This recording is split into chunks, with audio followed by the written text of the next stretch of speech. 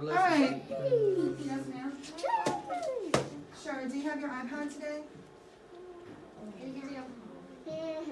Ari Karina post the board. All right, here we go. I'm going to get us started for a little bit because one of these nurses actually is our author, S.E. Hinton, on Susan Eloise. When we go to watch the movie, she is one of our nurses. She actually is the nurse that has the speaking role. So if y'all don't mind, only because I've been kind of super bored with some classwork, other classes that have done today, do you mind if I read for a little bit? Yeah, you read. You know how it is to have a whole bunch of energy pent up and you're just sitting there. All right. So the nurses wouldn't let us see Johnny. He was in critical condition, no visitors. But Tubit wouldn't take no for an answer. That was his buddy in there. And he aimed to see him. And we both begged and pleaded, but we were getting nowhere until, the doctor found out what was going on. Let them go in, he said to the nurse. He's been asking for them. It can't hurt. Now. Okay, that's not good, right? Tubby didn't notice the expression in his voice. It's true, I thought numbly. He is dying. We went in practically on tiptoe because the quietness of the hospital scared us. Johnny was lying still with his eyes closed, but when Tubit said, "Hey, Johnny kid," he opened them and looked at us, trying to grin. "Hey, y'all." The nurse, who was pulling the shades open, smiled and said, "So he can't talk after all." Tubit looked around. "They treating you okay, kid?" "Don't," Johnny gasped. "Don't let me put enough grease on my hair." "Don't talk," Tubit said, pulling up a chair. "Listen, we'll bring you some hair grease next time. We're having the big rumble tonight." Johnny's huge black eyes widened a little, but he didn't say anything. "It's too bad you and Dally can't be in it. It's the first big rumble we've had, not counting the time we whipped Shepard's outfit." "He came by," Johnny said. "Tim Shepard?" Johnny nodded. "Came to see Dally." Oops, sorry. Tim and Dallas had always been buddies. "Did you know you got your name in the paper for being a hero?" Johnny almost grinned as he nodded. "Tough enough," he managed. And by the way his eyes were glowing, I figured Southern gentlemen had nothing on Johnny Cade. I could see that even a few words were tiring him out. He was as pale as the pillow and looked awful. Tubit pretended not to notice. "You want anything besides hair grease, kid?" Johnny barely nodded. "The book," he looked at me. "Can you get another one?" Tubit looked at me too. I hadn't told him about Gone with the Wind. "He wants a copy of Gone with the Wind so I can read it to him," I explained. "You want to run down to the drugstore and get one?" "Okay," Tubit said cheerfully. "Don't y'all run off." I sat down in Tubit's chair and tried to think of something to say. "Dally's gonna be okay," I finally said. "And Terry and me? Hey, we're okay now." I knew Johnny understood what I meant. We always been close buddies, and those lonely days in the church strengthened our friendship. He tried to smile again, and then suddenly went white and closed his eyes tight. "Johnny," I said, alarmed, "are you okay?" He nodded, keeping his eyes closed. "Yeah, it just hurts sometimes. It usually don't. I can't feel anything below the middle of my back." He lay breathing heavily for a moment. "I'm pretty bad off, ain't I, Pony?" "You'll be okay," I said, with fake cheerfulness. "You gotta be. We can't get along without you." Well, the truth of that last statement hit me. We couldn't get along without him. We needed Johnny as much as he needed the gang, and for the same reason. "I won't be able to walk again," Johnny started, then faltered. "Not even on crutches. Busted my back." "You'll be okay," I repeated firmly. "Don't start crying," I commanded myself. "Don't start crying. You'll scare Johnny." "Hey, you want to know something, Penny boy? I'm scared stiff. I used to talk about killing myself," and he drew a quivering breath, "and I don't want to die now. It ain't long enough. 16 years. It ain't long enough. I wouldn't mind it so much if there wasn't so much stuff. I ain't done yet. There's so many things I ain't seen. It's not fair. You know what? That time we were in Windricksville was the only time I've been away from our neighborhood. You ain't gonna die," I said, trying to hold my voice down. "And don't get juiced up, because the dog won't let us see you no more if you do." 16 years on the streets, you can learn a lot. But all the wrong things, not the things you want to learn. 16 years on the street, you see a lot, but all the wrong sights. The sights, not the sights you want to see. Johnny closed his eyes and rested quietly for a minute. Years of living on the east side teaches you how to shut off your emotions. If you didn't, you'd explode. You learn to cool it. A nurse appeared in the doorway. "Johnny," she said quietly, "your mother's here to see you." Johnny opened his eyes, and at first they were wide with surprise, then they darkened. "I don't want to see her," he said firmly. "She's your mother." I said, "I don't want to see her." His voice was rising. "She's probably come to tell me about all the trouble I'm causing her, and about how glad her and the old man will be when I'm dead. Well, tell her to leave me alone. For once," oh, and his voice broke. "For once, just to leave me alone." He was struggling to sit up, but he suddenly gasped, went whiter than the pillowcase, and passed out cold. The nurse hurried me out the door. I was afraid of something like this if I saw anyone. I ran into Tubit, who was coming in. "You can't see him now," the nurse said. So Tubit handed her the book. "Hey, make sure he can see it when he comes around." She took it and closed the door behind her. Tubit stood and looked at the door a long time. "I wish it was any one of us except Johnny," he said, and his voice was serious for once. "We could get along without anyone but Johnny." Turning abruptly, he said, "Let's go see Dallas." And as we walked out into the hall, we saw Johnny's mother. I knew her. She was a little woman with straight black hair and big black eyes, like Johnny's. But that was as far as the resemblance went. Johnny Cake's eyes were fearful and sensitive. Hers were cheap and hard. As we passed her, she was saying, "But I have a right to see him. He's my son. After all the trouble his father and I have gotten to raise him, this is our reward? He'd rather see those no-count hoodlums than his own folks." She saw us and gave us such a look of hatred that I almost backed up. "It was your fault, always running around in the middle of the night getting jailed and heaven knows what else." I thought she was going to cuss us out. I really did. Tubit's eyes got narrow, and I was afraid he was going to start something. I don't like to hear women get sworn at, even if they deserve it. "No wonder he hates your guts." Tubit snapped. He was going to tell her off real good, but I shoved him along. I felt sick. No wonder Johnny didn't want to see her. No wonder he stayed overnight at Tubit's or at our house and slept in the vacant lot in good weather. I remember my mother, beautiful and golden like soda, and wise and firm like dairy.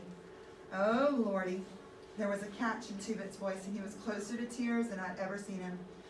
He has to live with that. We hurried to the elevator to get to the next floor. I hoped the nurse would have enough sense not to let Johnny's mother see him. It would kill him. Are y'all still okay with me reading? Yes. Oh gosh, thank y'all. I have like a lot of energy. I don't know why to editing. So Dally was arguing with one of the nurses when we came in. He grinned at us. "Man, am I glad to see you. These hospital people won't let me smoke, but I want out." We sat down grinning at each other. Dally was his usual mean, ornery self. He was okay. Shepard came by to see me a while ago. Hey, that's what Johnny said. What did he want? Said he saw my picture in the paper and couldn't believe it. Didn't have "wanted, dead or alive" under it. He mostly came to rub it in about the Rumble. Man, I hate not being in that. Only last week, Tim Shepard had cracked 3 of Dally's ribs. But Dally and Tim Shepard had always been buddies. No matter how they fought, they were 2 of a kind. They knew it. Make consideration. Yeah. Dally was grinning at me. "Hey kid, you scared the devil out of me the other day. I thought I'd killed you." "Me?" I said, puzzled. "Why?" "Well, when you jumped out of the church, I meant to hit you just hard enough to knock you down and put out the fire. But when you dropped like a ton of lead, I thought I'd aimed too high and broke your neck." He thought for a minute. "I'm glad I didn't think." "I'll bet," I said with a grin. I'd never liked Dally. But then, for the first time, I felt like he was my buddy. And all because he was glad he hadn't killed me. Dally looked out the window. He sounded very casual. How's the kid? We just left him, Tibet said, and I could tell that he was debating whether to tell Dally the truth or not. I don't know about stuff like this, but, well, he seemed pretty bad to me. He passed out cold before we left him. Dally's jawline went white as he swore between clenched teeth. Tibet, you still got that fancy black handle switch? Yeah, give it here. Tibet reached into his back pocket for his prized possession. It was a jet-handled switchblade, 10 inches long, that would flash open in a mere breath. It was the reward of 2 hours of walking aimlessly around the hardware store to divert suspicion. He kept it razor sharp, and as far as I knew, he'd never pulled it on anyone. He used his plain pocket knife when he needed a blade, but it was his showpiece, his pride and joy. Every time he ran into a new hood, he pulled it out and showed off with it. Dally knew how much that knife meant to Tibet, and if he needed a blade bad enough to ask for it, well, he needed a blade. That was all there was to it. Tibet handed it over to Dally without a moment's hesitation. We gotta win that fight tonight, Dally said, and his voice was hard. We gotta get even with the Socias. For Johnny. He put the switch under his pillow and lay back, staring at the ceiling. We left. We knew better than to talk to Dally when his eyes were blazing and he was in a mood like that. We decided to catch a bus home. I just didn't feel much like walking or trying to hitch a ride. Tibet left me sitting on the bench at the bus stop while he went to a gas station to buy some cigarettes. I was kind of sick to my stomach and sort of groggy. I was nearly asleep when I felt someone's hand on my forehead. I almost jumped out of my skin. Tibet was looking down at me worriedly. You feel okay? You're awful hot. I'm all right, I said. And when he looked at me as if he didn't believe me, I got a little panicky. Don't tell Derry, okay? Come on, Tibet, be a buddy. I'll be well by tonight. I'll take a bunch of aspirins. Oh, Lord, y'all. You can really tell that these are boys without a mama, because a mama would not let you take a bunch of aspirin. Nope. Children aren't supposed to take aspirin. Why? Yes. Rye syndrome. Uh-huh. All right, Tibet said reluctantly, but Derry will kill me if you're really sick and go ahead and fight anyway. Oh, wait, I never fully answered your question. Children, they recommend under the age, I think it's 13 or 15, should not take aspirin because of this thing called Rye syndrome. Looks like Ray's syndrome, and sometimes it's pronounced like that way. There's something about your liver and a way that your body will assimilate aspirin that it really could kill you. Like Well, what children are happens if we supposed to take, well, people will call everything aspirin, by the way. But children can take acetaminophen and ibuprofen, like Advil and Tylenol. Yeah. But pure aspirin, children aren't supposed to take it. Until what? Until So what we'll age? die. About if we 13. No, not immediately. Some children will experience bad things. That Wait. So if we take it and we get an allergic reaction, is that okay? Too? Or like? They just say Because all I they do take- not. Your doctors do not recommend children taking aspirin. Like in pain, if I'm like in pain, I'll take. You it. take Advil or Tylenol. I'll take Tylenol and Motrin. Yeah, that's what children take. That's what most people should take. Well, I have the children's Yeah. Tylenol. Not Yeah, the- yeah. Did you ever see the old school movie Poltergeist? I've heard of it, but I haven't seen Okay, well, there's a little girl in it named Carol Ann.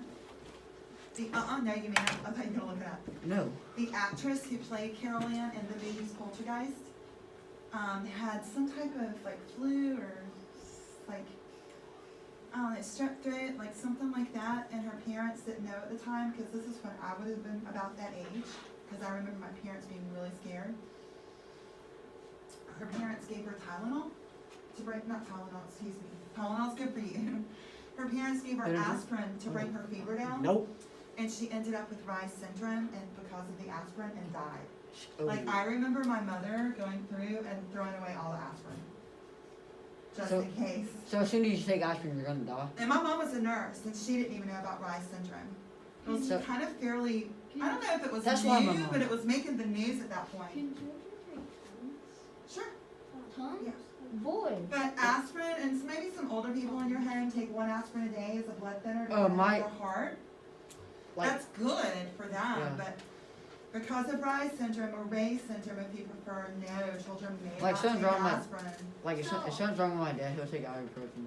Oh, sure, but ibuprofen, Like, that's Tylenol, what- things like that, you're fine. My mom explained it to me. She said when she was like about like 16, she had like this bad allergic reaction because it's called what you just said. Yeah. And she got a bad allergic reaction, so she's allergic to like Benadryl, aspirin. Like she can't take like I know. like any And children's Benadryl- things like Tylenol. She can't take any of that. 'Cause Yeah, she- and that's a really unusual reaction, but because I actually have some people in my family that are, that have a Benadryl reaction. It's an unusual Yeah. thing, but pretty used to that. Anyway, my point is here, you know Is that that Benadryl? there's no mama or daddy around because he thinks he's gonna be fine if he just takes a whole bunch of aspirin. yeah. That could lead to death. Sir? Was Sonny Landham in Poltergeist? Don't know. Alright, let's get on back. Dale, kill me. I take All a bunch night. of aspirins. All night. Alright. Tibbet said reluctantly, but Dario, kill me if you're really sick. You go ahead and fight anyway. I'm okay. I said, getting a little angry. And if you keep your mouth shut, Dario won't know a thing. You know something? Tibbet said as we were riding home on the bus. You'd think you'd get away with murder, living with your big brother and all, but Dario's stricter than your folks were, Amy. Yeah, I said, but they'd raised 2 boys before me. Derry hasn't. Hey, you know, the only thing that keeps Derry from being a soch is us. I have that highlighted, because that's true. I know that family was poor, even with mom and dad around 8 months ago before the car accident.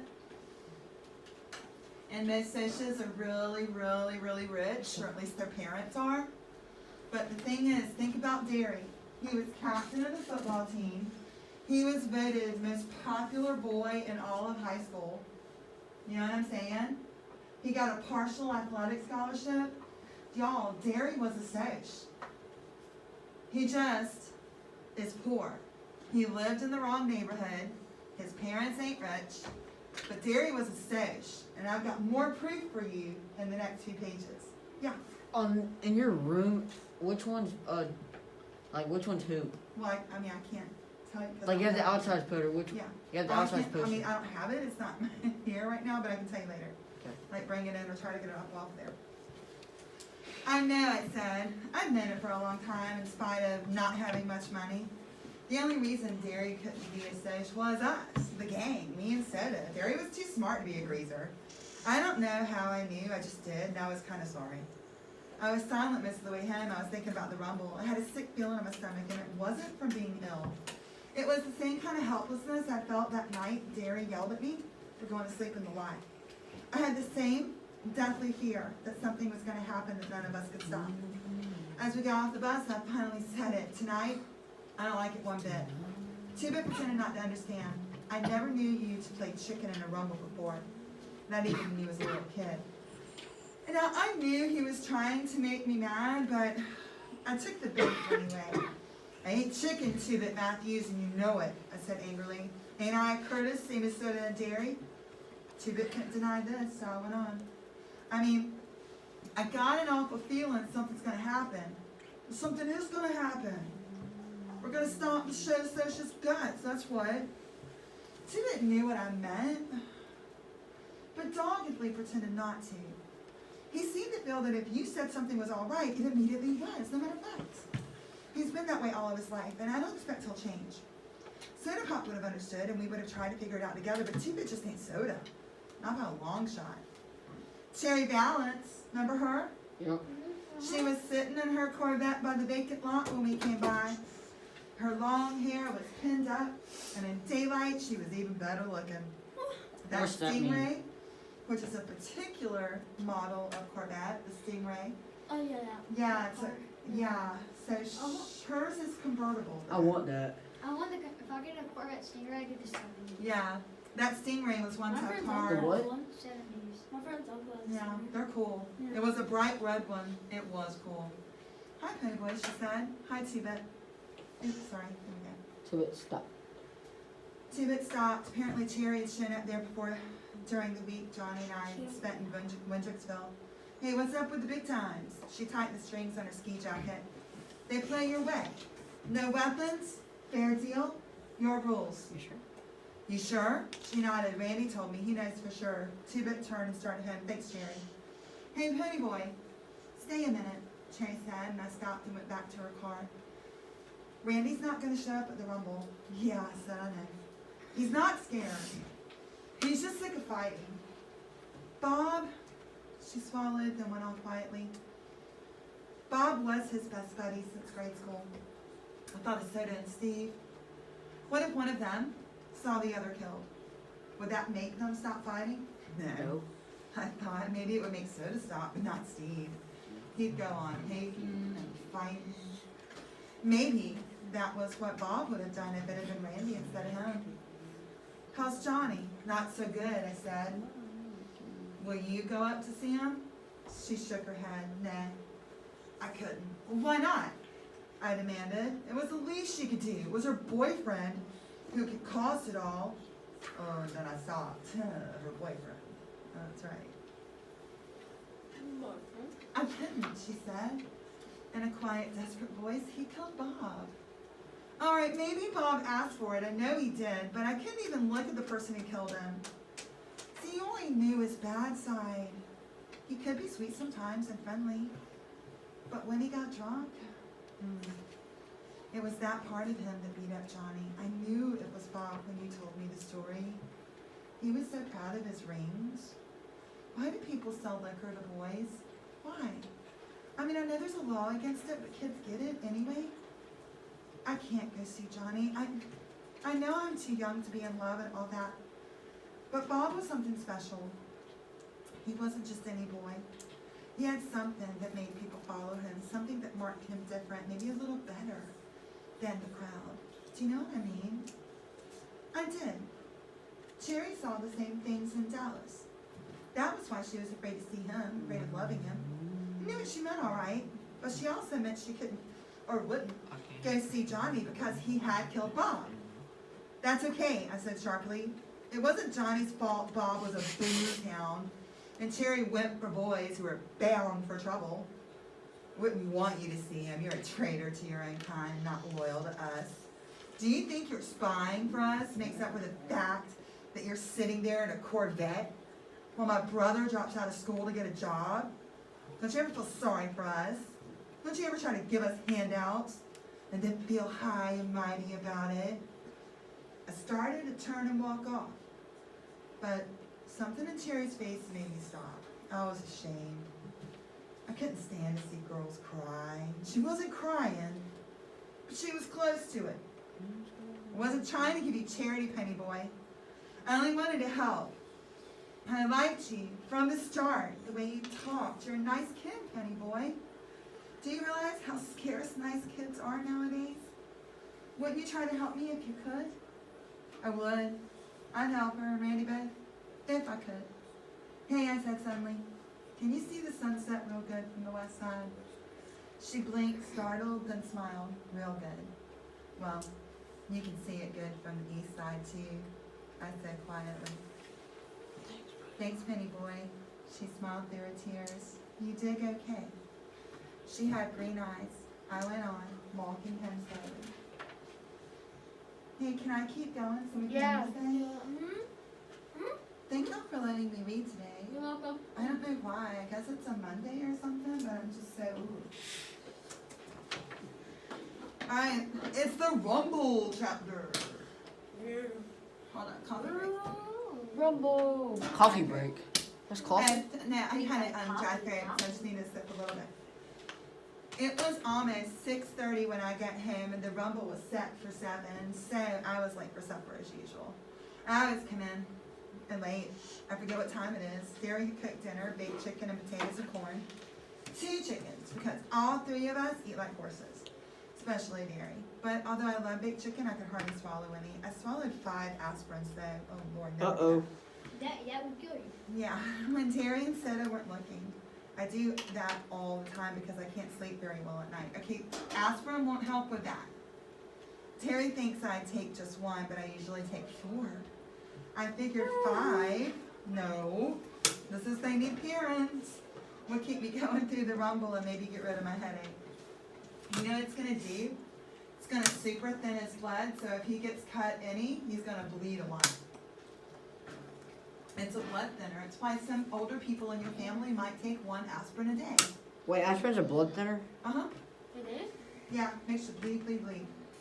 Is that good or bad? It's bad if you get cut. Ding, ding, ding. And I think you're about to get cut in a rumble. There's no weapons. But you're gonna get hit. You know? Like Scratch, punch, kicked, thrown around. Go long. Wait, are they having a like a boxing ring? Nah, they're having A buck. and they remember in their war council meeting they decided that they were gonna have the rumble a fair fight. Right? They said a skin one, so that means no weapons. Did this kid just say a And boxing they're ring? gonna, well, sorta, but it's like a free for all. But they're having it at the vacant lot, I Dylan, know. vacant lot. And it's like having a whole bunch of boxing matches go on at one time. You'll see it. It's a whole bunch of people fighting each other at one time. Yeah. Yeah, but see, that's only 2 dudes or 2 girls against each other. We're talking 20 people versus 20 people at the same time. So an oversized MMA fight. For reals. Yes. Anime fight. All right, you ready? MMA. And it is more MMA because it's No, no it's not holds an barred, anime fight. anything goes. Except for weapons. Hey, Seta, I called in the bathroom. When did you start shaving? When I was 15, he yelled back. When did Got him. Gary? When he was 13. Why, you figure I don't grow a beard for the rumble? You're funny. We had to send you to Reader's Digest. I hear they pay a lot for funny. You're funny. Seta laughed and went right on playing pecker with Steve in the living room. Derry had on a tight black t-shirt that showed every muscle on his chest, and even the flat, hard muscles of his stomach. I'd hate to be the so she takes a crack at him, I thought, as I pulled on a clean t-shirt and a fresh pair of jeans. I wish my t-shirt was tighter. I have a pretty good build for my size, but I'd lost a lot of weight in Wintersville, and it just didn't fit right. It was a chilly night, and t-shirts aren't the warmest clothes in the world, but nobody ever gets cold in the rumble, and besides, jackets interfere with your swinging ability. Oh. Yep. Seta and Steve and I had put on more hair oil than was necessary, but we wanted to show that we were greasers. Tonight, we could be proud of it. Greasers may not have much, but we have a rep. That and long hair. What kind of world is it where all I have to be proud of is a reputation for being a hood and greasy hair? I don't want to be a hood, but even if I don't steal things and mug people and get boozed up and marked lousy, why should I be proud of it? Why should I even pretend to be proud of it? Derry never went in for the long hair. His was short and clean all the time. I sat in the armchair in my living room, waiting for the rest of the outfit to show up, but of course, tonight the only one coming would be Tuba. Johnny and Dallas wouldn't show. Steve and Soda, or how about Soda and Steve, were playing cards and arguing as usual. Soda was keeping up a steady stream of wisecracks and clowning, and Steve had turned up the radio so loud that it almost broke my eardrums. Of course, everybody listens to it loud like that, but it wasn't just the best thing for a headache. Hey, you like fights, don't you, Soda? I asked suddenly. Oh yeah, sure, he shrugged. I mean, I like fights. Well, how come? I don't know. He looked at me puzzled. It's action, it's a contest, it's like a drag race or a dance or something. Shoot, said Steve, I want to beat those socials' heads in. When I get in a fight, I want to stomp the other guy good. I like it too. Well, how come you like fights, Derry? I asked, looking up at him as he stood behind me, leaning in the kitchen doorway. He gave me one of those looks that hide what he's thinking, but Soda piped up. He likes to show off his muscles. I'm going to show them off on you, little buddy. If Got you him. Now there. I digested what Soda had said. It was the truth. Derry liked anything that took strength, like weightlifting or playing football or roofing houses, even if he was proud of being smart too. Derry never said anything about it, but I knew he liked fights. I felt out of things. I'll fight anyone, anytime, but I don't like to. I don't know if you ought to be in this rumble, Penny, Derry said slowly. Oh no, I thought in mortal fear. I've got to be in it. I told you I have like way too much energy today. I'm really sorry. Right then, the most important thing in my life was helping us whip the socials. Don't let it make me stay home now. I've got to be in it. How come? I've always come through before, ain't I? Yeah, Derry said with a proud grin. You fight real good for a kid your size. But you were in shape before. You've lost weight. You don't look so great, kid. You're tensed up too much. Shoot, said Soda, trying to get the ace out of his shoe without Steve seeing him. We all get tensed up before a rumble. Let it fight tonight. Skin never hurt anyone. No weapons, no danger. I'll be okay, if needed. I'll get a hold of a little one, okay? Well, Johnny won't be there this time. Johnny and I sometimes ganged up on one big guy, but then Curly Shepherd won't be there either, or Dally, and we'll need every man we can get. Well, what happened to Shepherd, I asked, remembering Tim Shepherd's kid brother Curly, who was a tough, cool, hard as nails Tim in miniature. I had once played chicken by holding our cigarette ends against each other's fingers. We stood there, clenching our teeth and grimacing, with sweat pouring down our faces. Ooh, and the smell of burning flesh making us sick, each refusing to holler until Tim Shepherd happened to stroll by. When he saw that we were really burning holes in each other, he cracked our heads together. Oh, dang. Swearing to kill us both if we ever pulled stuff like that again. I still had the scar on my forefinger. Curly was an average downtown hood, tough and not real bright, but I liked him. He could take anything. He's in the cooler. Y'all remember the cooler's tale, right? Yeah. A heater will get you in the cooler. Steve said, kicking the ace on a set of shoe in the reformatory. Again, I thought? And said, let me fight, dearie. If it was blades or chains or something, it'd be different.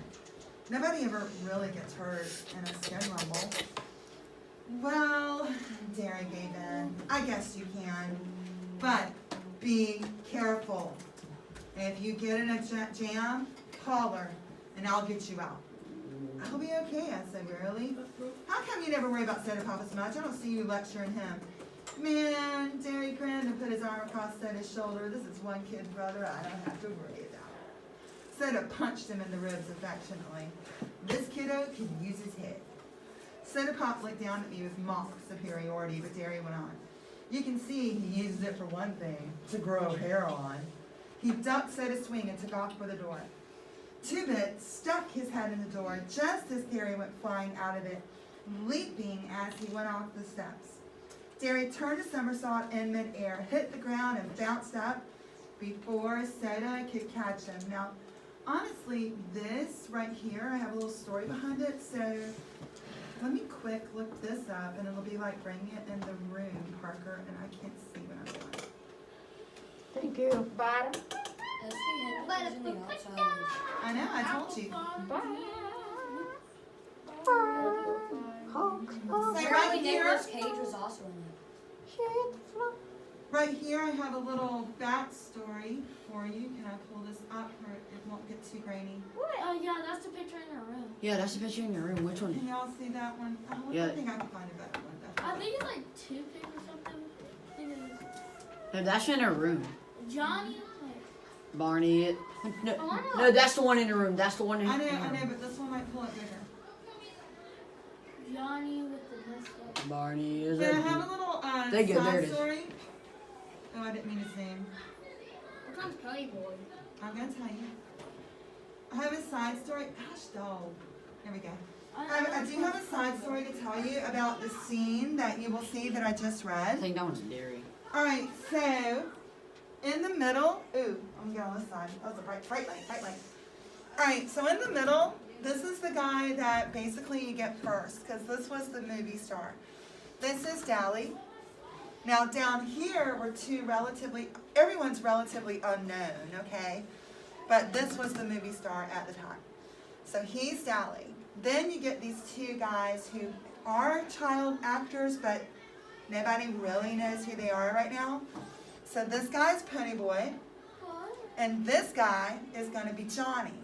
Now, this guy has a deal in the works to also be the Karate Kid, but it's not out yet. So he is going to end up, for about 5 years, being the biggest star of them all. The guy playing Johnny, because he's going to be the Karate Kid. He looks like Mini Michael Jackson. Now, go up here. This guy doesn't really act anymore. He's a director now. This is Two-Bit Matthews. Over here, this is the guy who possibly made the most money out of all of them, Tom Cruise. So this one is going to be, I almost said Randy, but he's the Sesh. That one's Steve. Tom Cruise. That's Soda's Tom Cruise. best friend. Tom Cruise. Here's Soda Pop. Soda pop. Oh, that's soda pop? Uh-huh. This one is going to be big real soon, and this is the story I have for the scene I just read. This is Derry. Addison Now, Rae. this guy playing Derry, he's really unknown at this point. He's got a deal to do this movie, but he hasn't quite made it yet. And the movie is called Dirty Dancing. Dirty Dancing.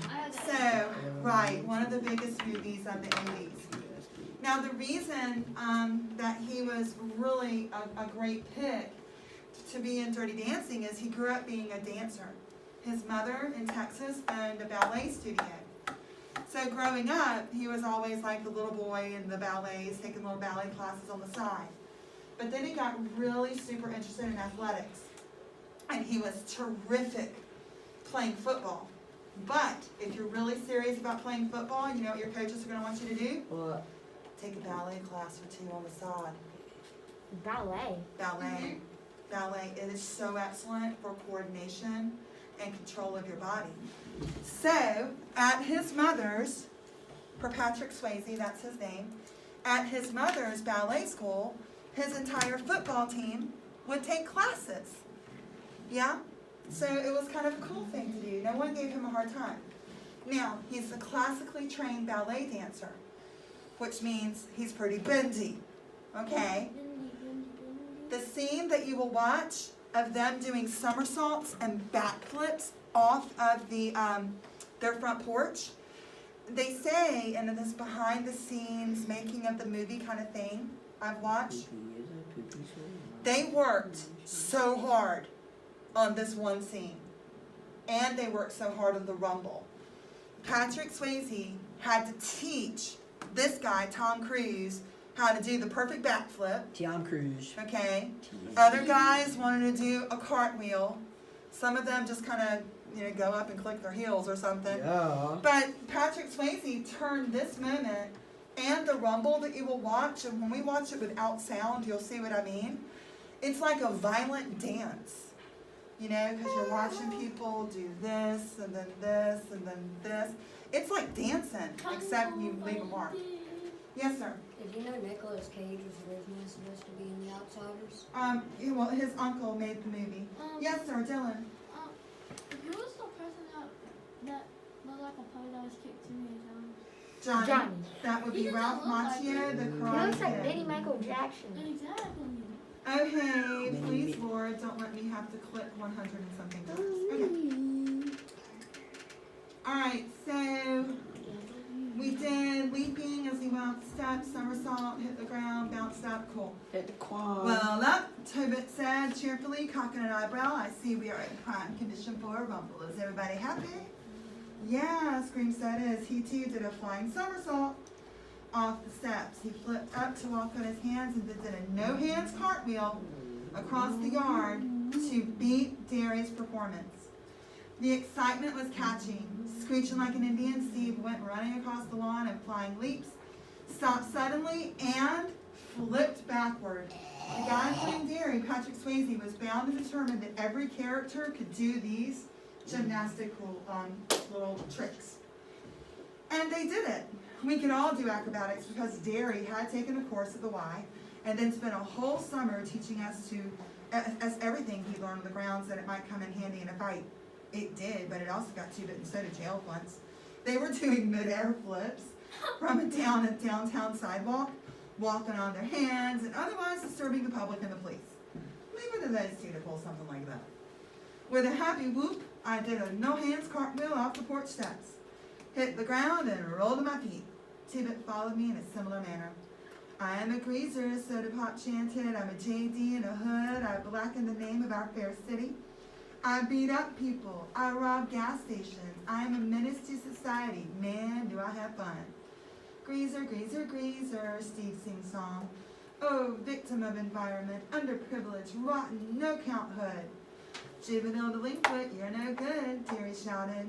Get thee hence, white trash, Tubit said in a snobbish voice. I am Sish. I am the privileged and the well-dressed. I throw beer blunts, drive fancy cars, break windows at fancy parties. And what do you do for fun? I inquired in a serious, awed voice. I jump greasers, Two-Bit screamed and did a cartwheel. Well, we settled down as we walked to the lot. Ooh, hold on, copyright, that's a lot of words. Two-Bit was the only one wearing a jacket. He had a couple of cans of beer stuffed in it. He always gets high before a rumble. See what I'm saying? Like back in that day, that was drinking. Before anything else, too, come to think of it, I shook my head. I'd hate to see the day when I had to get my nerve from a can. I tried drinking once before. The stuff tasted awful. I got sick, had a headache, and when Derry found out, he grounded me For 2 years. for 2 weeks. But that was the last time I'd ever drank. I'd seen too much of what drinking did for you at Johnny's house. Hey, Two-Bit, I said, deciding to complete my survey. How come you like to fight? He looked at me as if I was off my nut. Shoot, everybody fights. If everybody jumped in the Arkansas River, old Two-Bit would be right there on their heels. Arkansas. I had it then. Soda fought for fun. I had it. Steve for hatred. Derry for pride. And Two-Bit for conformity. Conformity, when you conform, it means just go along with the crowd. I got pressure. Yeah, Two-Bit's just gonna do what everybody else is doing, you know, because it looks like fun. Why do I fight? I thought, and couldn't think of any real good reason. There isn't any real good reason for fighting, except self-defense. Self-defense? Yeah, man. What the heck? If they hit you, listen, Soda, you and Pennyboy, Derry said as we strode down the street. At the fuzz show, you two beat it out of there. The rest of us can only get jailed. You two could get sent to a boys' home. Nobody in the neighborhood's gonna call the fuzz, Steve said grimly. They know what happened if they did. All the same, you two blow at the first sign of trouble. You hear me? You sure don't need an amplifier, Soda said, and stuck out his tongue at the back of Derry's head. I stifled a giggle. If you want to see something funny, it's a tough hood sticking his tongue out at his big brother. Tim Shepard and company were already waiting when we arrived at the vacant lot, along with the gang from Brumley, one of the suburbs. Tim was a lean, cat-like 18-year-old who looked like the model JD you see in movies and magazines. He had the right curly black hair, smoldering dark eyes, and a long scar from temple to chin where a tramp had belted him with a broken bottle pop. He had a tough, hard look to him and got his nose had been broken twice. Like Dally's, his smile was grim and bitter. He was one of those who enjoy being a hood. The rest of his bunch were the same way. The boys from Brumley, too. Young hoods who would grow up to be old hoods. I never thought about it before. But they just get worse as they got older, not better. I looked at Derry. He wasn't going to be any hood when he got old. He was going to get somewhere. Living the way we do would only make him more determined to get somewhere. That's why he's better than the rest of us, I thought. He's going somewhere. And I was going to be like him. I wasn't going to live in a lousy neighborhood all my life. Yup. Hey, I'm going to stop there before the rumble. What? What? What? Cliffhanger much? What? Cliffhanger much? What? Oh. Maybe it's a Russian. Yeah. Now I do want to get through the rumble tomorrow, but y'all are going to be having some questions tomorrow. No. too.